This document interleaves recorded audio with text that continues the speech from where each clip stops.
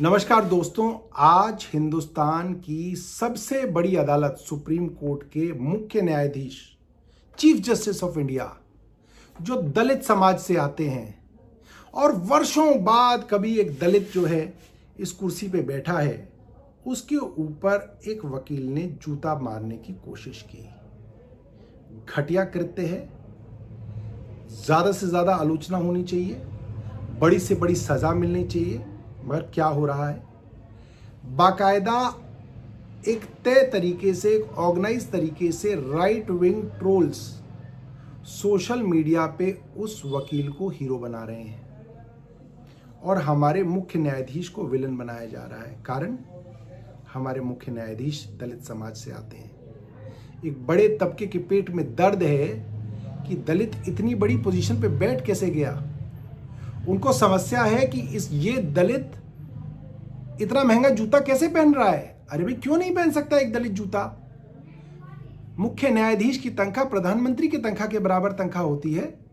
जब प्रधानमंत्री लाखों की चीजें पहन सकते हैं तो एक मुख्य न्यायाधीश जूता नहीं पहन सकता? आपको उससे भी परेशानी है।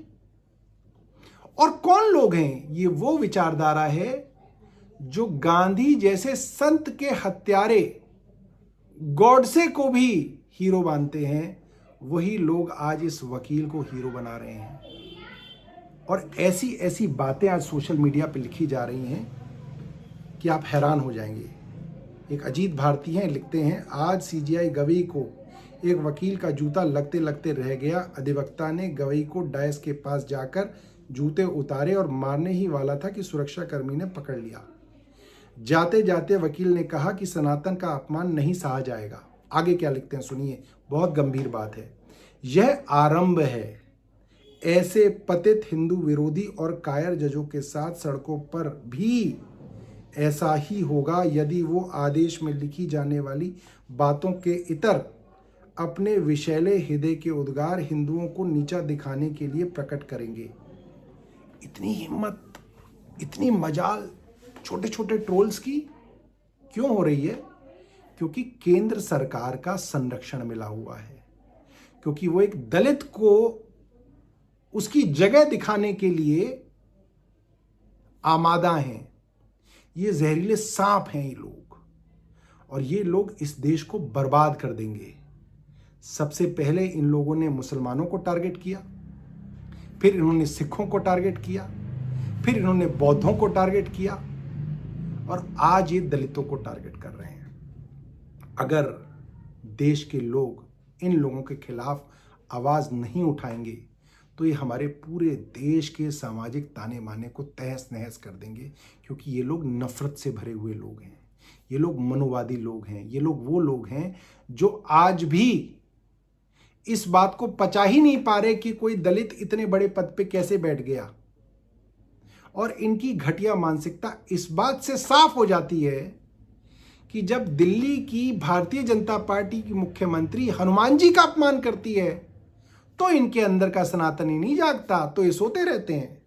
जब वो मां दुर्गा का अपमान करती हैं तो सनातनी नहीं जागता, तो ये सोते रहते हैं। जब अंकिता भंडारी का मर्डर किया जाता है उत्तराखंड में तो इनका सनातनी नहीं जागता। जब हाथरस के अंदर बलात्कार होता है तो सनातनी सोता रहता है। जब कुलदीप सिंह सेंगर बलात्कार करके मर्डर कर देता है तो भी सनातनी सोता रहता है। हाँ, एक दलित मुख्य न्यायाधीश के ऊपर जूता मारना हो और सरकार संरक्षण में खड़ी हो तो सनातनी जाग जाता है, क्योंकि पूरी की पूरी सरकार इनके संरक्षण में है।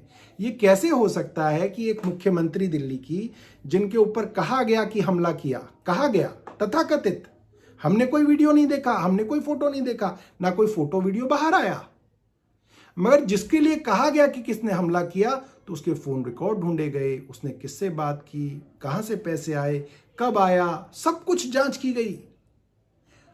गुजरात से उसके दोस्त को पकड़ लेके आ गए, अब तक वो जेल में है। एफआईआर की कॉपी बाहर नहीं आई, कहीं सच्चाई बाहर ना आ जाए। वो आदमी क्यों मुख्यमंत्री पे हमला करने आया ये बात बाहर नहीं आई, मगर एक दलित मुख्य न्यायाधीश के ऊपर क्यों हमला किया उसके अंदर सनातन को जोड़ा जा रहा है, उसको हीरो बनाया जा रहा है।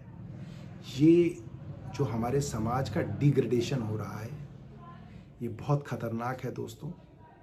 और ये एक तरीका है सबको चुप कराने का। ये एक तरीका है, सरकार की घबराहट दिख रही है इससे। सरकार डरी हुई है।